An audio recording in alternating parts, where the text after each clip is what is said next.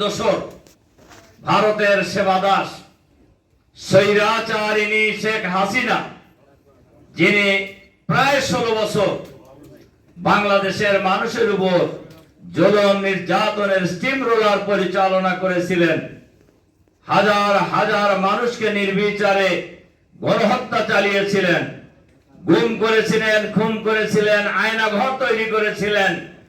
41 সাল পর্যন্ত ক্ষমতায় থাকার ঘোষণা দিয়েছিলেন।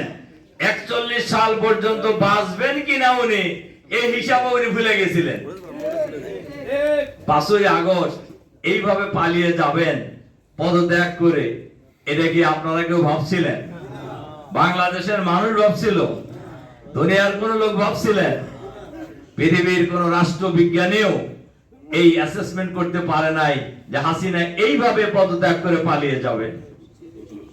কিন্তু কার ইশারায় পালিয়ে গিয়েছেন? আল্লাহ তাআলা কোন ভাইয়া কোনের মালিক যিনি, তিনি চান নাই হাসিনাকে ক্ষমতায় রাখতে, ক্ষমতায় থাকতে, যতই চেষ্টা করুক না কেন। আলহামদুলিল্লাহ শেখ হাসিনা পালিয়ে গিয়েছেন দেশ থেকে, কিন্তু তার যারা দোসর তারা কিন্তু এখনো বিভিন্ন জায়গায় আছে নাকি? আছে, আছে। এবং তার দলের লোকেরাও অনেকেই পালিয়ে গিয়েছেন। দেখেন রাসূল সাল্লাল্লাহু আলাইহি সাল্লামের একটা হাদিস আছে, ইত্তাকু যুলমা যুলমাতান ইয়াউমাল কিয়ামা, তোমরা জুলুম থেকে বিরত থাকো, কেননা কিয়ামতের দিন জালেমের জন্য জুলুম অন্ধকার হয়ে যাবে। এটা কিয়ামতের কথা বলছেন আল্লাহ রাসূল সাল্লাল্লাহু আলাইহি সাল্লাম, কিন্তু জালেমের জন্য জুলুম অন্ধকার দুনিয়ায় হয়ে গিয়েছে না?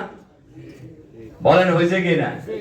দেখেন আমাদের উপর যারা জুলুম নির্যাতন চালিয়েছেন, এদেশের মানুষের উপর যারা নির্বিচারে গুলি করে হত্যা করেছেন, সেইটা সরকারি কোনো কর্মকর্তা হোক, কোন বাহিনীর লোক হোক, অথবা হেলমেট বাহিনী হোক, অথবা তার দলীয় লোক হোক, অথবা তার ছাত্রলীগ হোক, এরা কি আম প্রকাশ্যে আছে?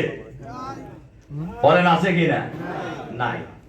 তাহলে দুনিয়ায় অন্ধকার হয়ে গেছে না?